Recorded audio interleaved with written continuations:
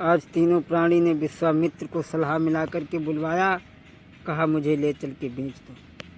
विश्वामित्र आ जाते हैं, कहने लगे बिक जाओ। अरे तुम तीनों बिक जाओगे तो हमारा फ़ायदा तो है, कोई हमारे रिश्तेदार तो नहीं हो तुम। आज राजा और रानी ने क्या किया है भक्तों, तीनों प्राणी बिकने के लिए तैयार हो गए। बाहरे धर्म तज वस्त्र आभूषण सकल, कपड़ा फटे तन धारी के, दमड़ी नलिनी गांठ में, दैलात सब में मारी है।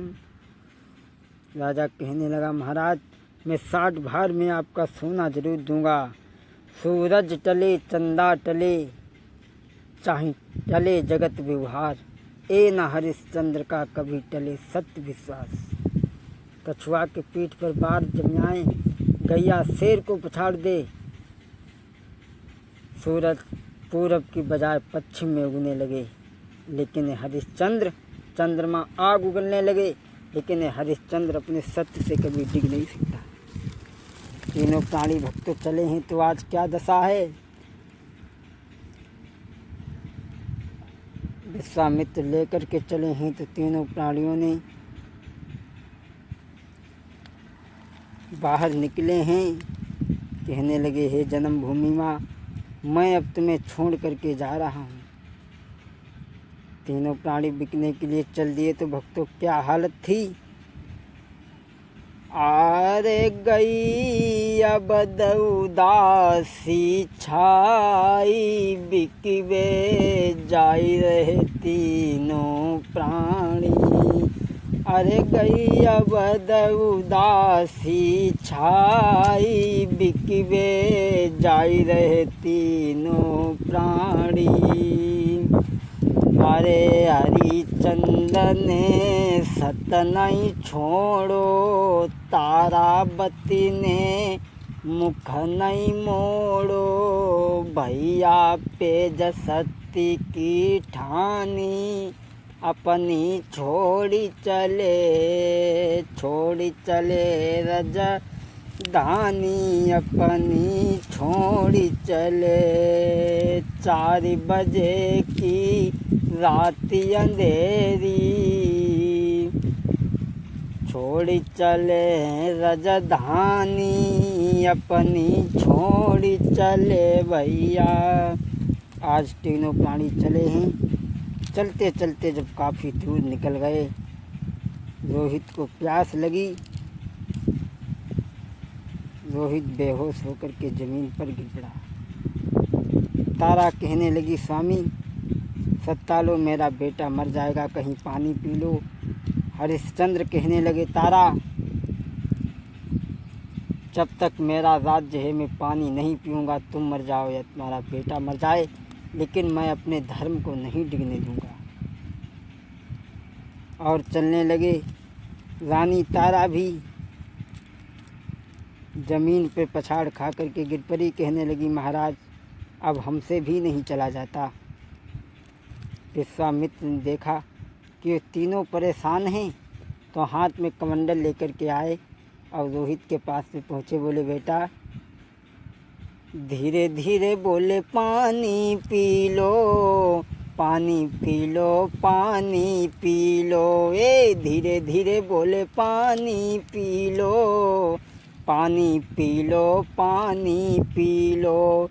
ये साधु लेकर आया है और ऐसे वचन सुनाया है। धीरे धीरे बोले, पानी पी लो, पानी पी लो, पानी पी लो। पी लो जल्दी से तुम तीनों नीर, नहीं तो हुई जीवन की आखिर। अरे तुम तीनों मर जाओगे तो हमारा कर्जा कौन चुकाएगा। हरिश्चंद्र कहने लगे, महाराज मैं आपका कर्जा चुकाऊंगा। तीनों प्राणियों ने भक्तों जल नहीं पिया। चलते चलते काशी नगरिया में पहुंच गए। विश्वामित्र ने काशी में पहुंच करके आवाज़ लगाई, जिस किसी को स्त्री, बच्चे और जवान की ज़रूरत हो वो आ जाए। अरे भैया बोली लगाई है, क्या हालत है भक्तों। अरे बकासी के बीच नगरिया में, ओ नगरिया में मिन्नी कीमती हुई रही बजरिया में। हाय हाय कीमती होती बजरिया में। भैया काशी के बीच नगरिया में, नगरिया में भैया कीमती होती बजरिया में। इतना कौंधा हो तू बजरिया में, बजरिया में भैया कीमती हुई रही बजरिया में। तीनों प्राणी ठगे से ठाणे, इतना कौंधा हुई रहो बजरिया में भैया कीमती हुई रही बजरिया में।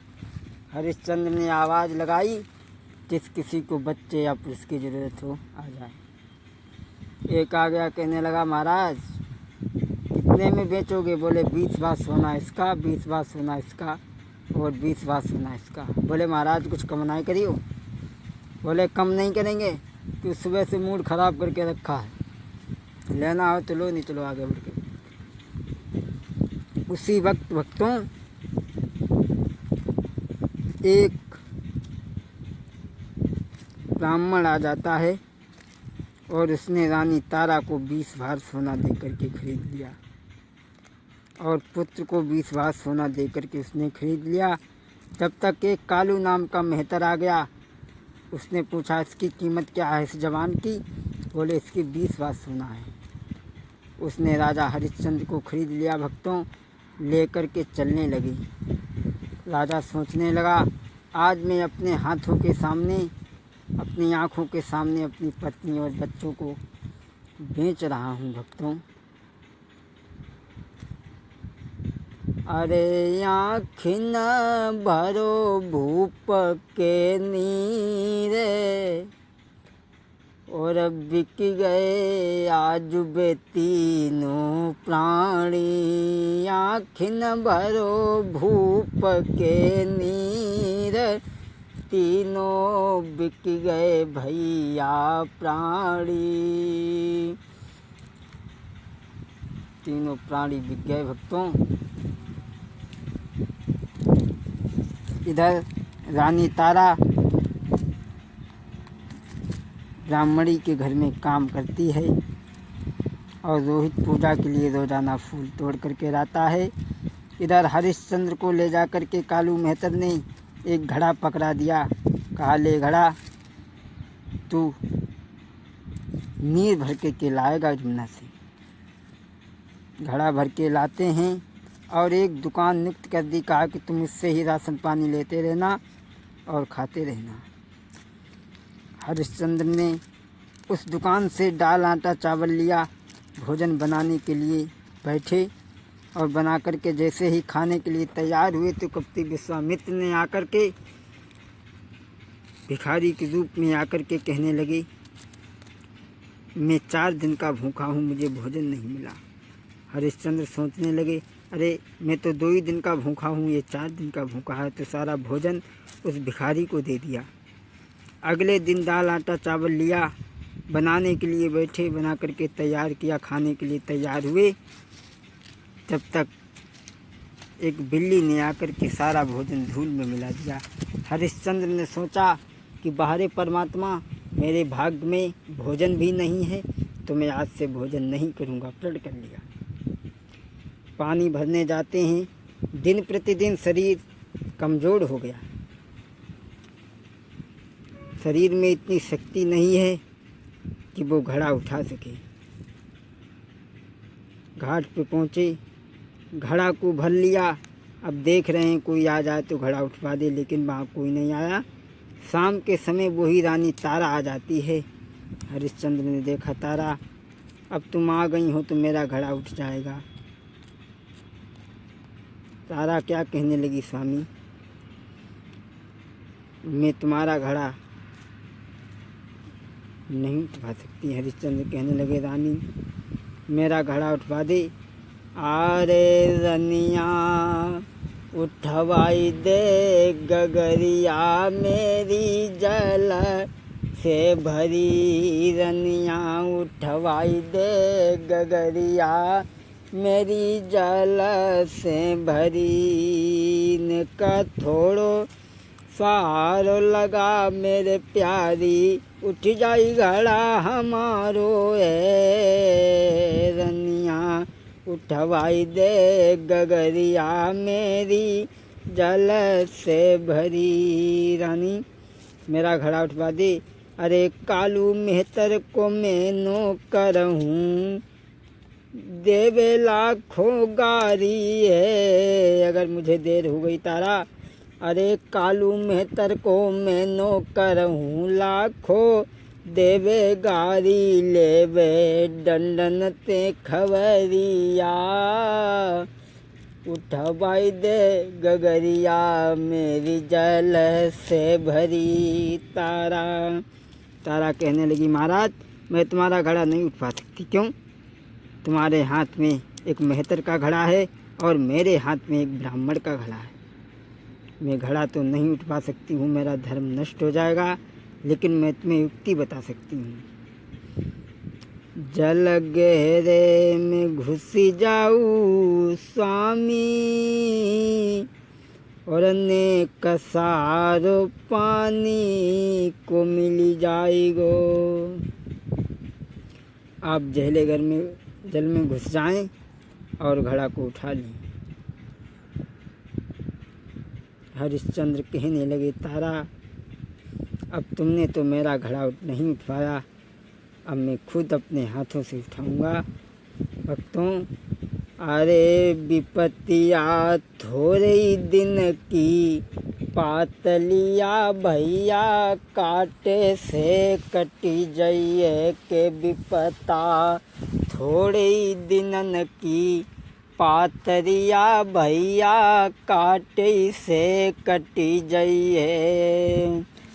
अरे तुम भंगी घर करो नौकरी, अरे के हम धन भरे मिसुर घर, गागरिया काटे से कटी जाइए के अब जा थोड़े दिनन की, पातलिया भैया काटे से कटी जाएगी। रानी ने साफ मना कर दिया, और जब मना कर दिया भक्तों, तब तो राजा जल में घुसे। थोड़ा और जल में घुसे, नहीं उठा, और जल में घुसे, नहीं उठा। जब गर्दन तक जल आ गया, राजा ने घड़ा उठा करके शीश पे रख लिया। शीश पे रख लिया। कालू मेहतर के गेट पे पहुँचे, लेकिन गेट में जैसे ही अंदर प्रवेश करना चाहा, एक ऐसी ठोकर लगी, माताओं घड़ा कहीं पड़ो, राजा कहीं पड़े। कालू मेहतर एकदम आ गया, कहने लगा, ये हरिया, अरे तू इस तरीक़ा से रोज़ घड़ा फोड़ेगा तो इतने घड़ा कहाँ से आएंगे? क्यों रे, लगता है तू भोजन नहीं करता? अरे तेरे शरीर को हमें बड़ा दया प्राप्त हो रही है, क्या तू भोजन नहीं करता? तेरे शरीर में बिल्कुल ताकत नहीं रही है।